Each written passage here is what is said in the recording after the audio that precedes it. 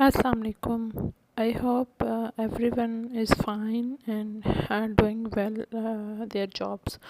बहुत सारी चीज़ें होती हैं। एक्चुअली मैं पिछले काफ़ी टाइम से लोगों को गाइड कर रही थी बीएसएन के बाद क्या हो सकता है पॉसिबिलिटीज़ और क्या नहीं हो सकती। हाँ, तो प्रीवियसली मैंने एक चैनल स्टार्ट किया था, तो मैंने अभी सोचा कि मैं उसी को ही दोबारा कंटिन्यू करती हूँ और आप लोगों के साथ डिस्कस करती हूँ कि बहुत सारी चीज़ें हैं जो हो सकती हैं और जो नहीं हो सकती, और उसमें फ़र्दर जो है वो आप क्या कर सकते हैं, अपने आप को कैसे पॉलिश कर सकते हैं बीएसएन के बाद ना। क्योंकि आप सिर्फ पीपीएससी ईएसएन पब्लिक सर्विस के एग्ज़ाम्स दे के एक स्पेसिफ़िक एरिया में सिर्फ जॉब ही ज़रूरी नहीं है। उसके लिए आप अगर आप फ़र्दर ग्रो करना चाहते हैं या आप किसी फ़ॉरेन कंट्री में जॉब लेना चाह रहे हैं तो उसमें बहुत सारे स्टेप्स हैं। तो फर्स्ट ऑफ़ ऑल आपका इंटर्नशिप कंप्लीट हो गया है तो आपका पीएनसी बन गया है, ठीक है।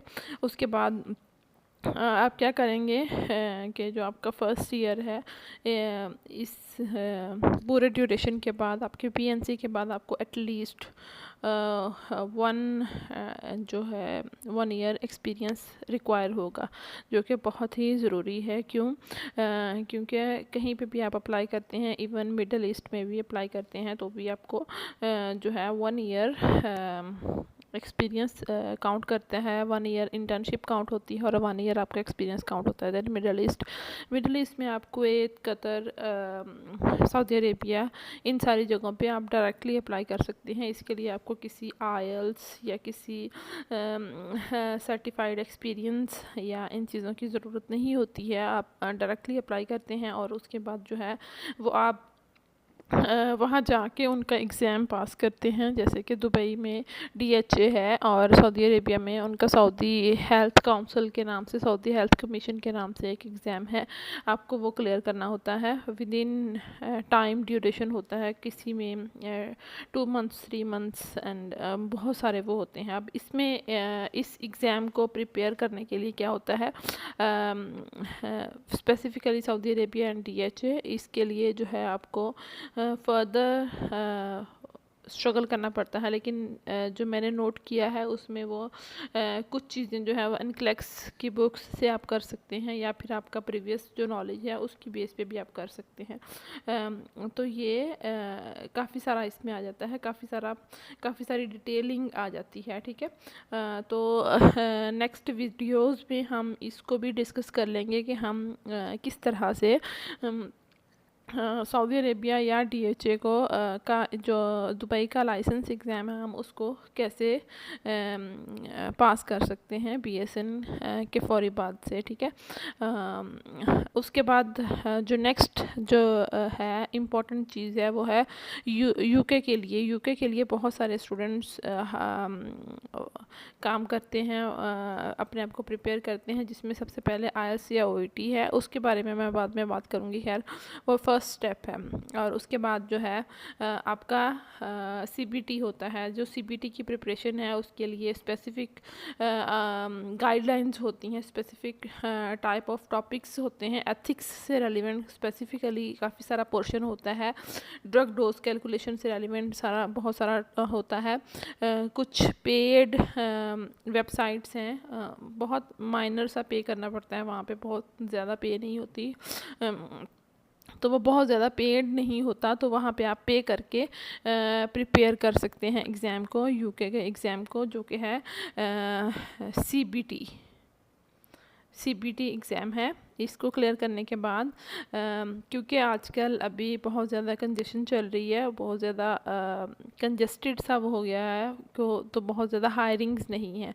तो सीबीटी के बाद जो आप नेक्स्ट कर सकते हैं वो यही है कि आप सीबीटी करें। सीबीटी क्लियर करने के बाद आप अपने उस पर अगर आप अफोर्डिंग हैं, अगर आप मिडिल ईस्ट में हैं या कहीं पे भी हैं, तो ऑस्की के लिए चले जाएं, ठीक है, डायरेक्टली। अब मैंने जो किया था, मैंने भी ऐसे ही किया था, मुझे भी जॉब नहीं ऑफ़र हुई थी सीबीटी के बाद कोई भी, अदरवाइज़ जॉब ऑफ़र हो जाती है जो आपको आपके उसकी का सारा एक्सपेंस वगैरह सारा बेयर करती है। लेकिन मुझे कोई जॉब ऑफ़र नहीं हुई थी, तो मैंने अपने बिहाफ पे किया था सीबीटी भी और ऑस्की भी, ठीक है। तो इसके लिए मैं यही कहूँगी कि अगर आप ऑस्की कर लेते हैं और आपको उसके बाद PRN उनका नंबर होता है, या जो आप उनका लाइसेंस आपको मिल जाता है UK का, ठीक है। उसके बाद आपको बहुत सारी एजेंसीज़ हैं, लिस्ट ऑफ एजेंसीज़ हैं जो आपको जॉब ऑफ़र देती हैं, और आप उसको वेबसाइट्स से सर्च कर सकते हैं, या फिर आप उसमें जाके स्पेसिफ़िकली एजेंसीज़ के साथ भी कांटेक्ट कर सकते हैं। एजेंसीज़ के साथ कांटेक्ट करके भी आप उसको अपनी जॉब को अप्लाई कर सकते हैं। नेक्स्ट, अगर आप इससे भी ज़्यादा, अगर आप ऑलरेडी UK में हैं, या फिर आप UK में जाना प्रेफर नहीं करते क्योंकि सैचुरेशन बहुत ज़्यादा है और बहुत ज़्यादा जो है ना हालात मिसमैनेज्ड हैं, तो आप नेक्स्ट जो है वो आप उसमें कर सकते हैं कि कनाडा या US या ऑस्ट्रेलिया, इसमें ऑस्ट्रेलिया भी है। अगर आप ऑस्ट्रेलिया जाना चाहते हैं तो आप ये इन सब के लिए आपको क्या करना है, NCLEX करना है। NCLEX का भी फिर वही है, सबसे पहले आपको जो है IELTS, NCLEX के बाद NCLEX के बाद IELTS या सम कंट्रीज़ जो है ना वो आपको प्रेफर करती हैं OET भी, जैसा कि ऑस्ट्रेलिया में हो जाता है OET, और कनाडा के एक दो प्रोविंसेस हैं जहाँ पे OET एक्सेप्टेबल है, वरना नहीं है। और US में भी सिर्फ 2-4 प्रोविंसेस हैं जहाँ पे OET एक्सेप्टेबल है, वरना नहीं है। यूजुअली IELTS को प्रेफर किया जाता है। तो आप जो है IELTS इसमें करना ज़रूरी होता है, जो कि 7 ईच हो, 7 ईच ज़रूरी है इसमें, ठीक है। कुछ प्रोविंसेस हैं जहाँ पे 6.5 भी एक्सेप्टेबल है, लेकिन बिलो 6.5 कहीं पे भी नहीं है। ये आपको करना ही करना है। और अगर आप OET करते हैं तो B+ आपका 3 में और राइटिंग में C+ आपका होना ज़रूरी है। B और C+ ज़रूरी है। तो ये है इसका US का NCLEX के जो है थीम्स हैं आगे फर्दर, जिस पे मैं ऑलरेडी काम कर रही हूँ, क्योंकि अभी जो है करंटली मैं ख़ुद भी IELTS के लिए ही इसके लिए NCLEX के लिए ही प्रिपेयर कर रही हूँ। तो अगर कोई मेरे साथ इसमें शामिल होना चाहता है, या हम एक ग्रुप बनाते हैं, तो हम ये इजीली कर सकते हैं, क्योंकि with cooperation, with contribution and अगर हम एक दूसरे को सपोर्ट करते हैं तो ये हो जाता है इजीली, बहुत ज़्यादा मुश्किल नहीं है। देन OET एंड IELTS, वो तो इसकी ना OET एंड IELTS की मैं आपको डिफरेंस एंड डिटेलिंग्स जो है ना वो एक सेपरेट उसमें मैं आपको बता दूँगी। लेकिन मेरा ये ख्याल है कि इसमें आपको IELTS जो है वो ज़्यादा ब्रॉडली एक्सेप्टेबल है हर जगह पे। आपको हर कंट्री के लिए, UK के लिए, US के लिए, कनाडा के लिए, ऑस्ट्रेलिया के लिए, कहीं के लिए भी जो IELTS है ना वो फर्स्ट वो होता है। और इसके अलावा अगर आप स्कॉलरशिप पे भी जाते हैं कहीं पे, तो भी आपको IELTS ही वो रिक्वायरमेंट्स हैं। और अभी बहुत सारे स्कॉलरशिप, अगर आप फर्दर स्टडीज़ के लिए जाना चाहते हैं तो बहुत सारे स्कॉलरशिप्स हैं। MSN के लिए बहुत सारे वेबसाइट्स हैं, और बहुत सारे यूनिवर्सिटीज़ इस वक्त ओपन है। बहुत सारे क्लोज़ भी हो चुके हैं ऑल्दो, लेकिन जो है ना बहुत सारी यूनिवर्सिटीज़ अभी भी हैं, जिसमें मलेशियन यूनिवर्सिटीज़ है, थाईलैंड है, चाइना है, रशिया है और जापान। इन सारी कंट्रीज़ में इस वक्त स्कॉलरशिप ओपन है। जबकि अगर आप चाहते हैं कि आप मास्टर्स इन नर्सिंग UK या US में करें, तो फिर वहाँ पे स्कॉलरशिप्स बहुत ही मिनिमल हैं। और पाकिस्तानियों के लिए क्योंकि ये एक बहुत ज़्यादा टाइम टेकिंग है और मतलब लेंथी प्रोसीजर है। दूसरा ये है कि कंपटीशन बहुत ज़्यादा है, जिसमें बहुत हाई प्रोफाइल भी हो तब भी आपको सिलेक्ट नहीं होते, बहुत मुश्किल है सिलेक्ट होना। लेकिन अगर आप MSN कहीं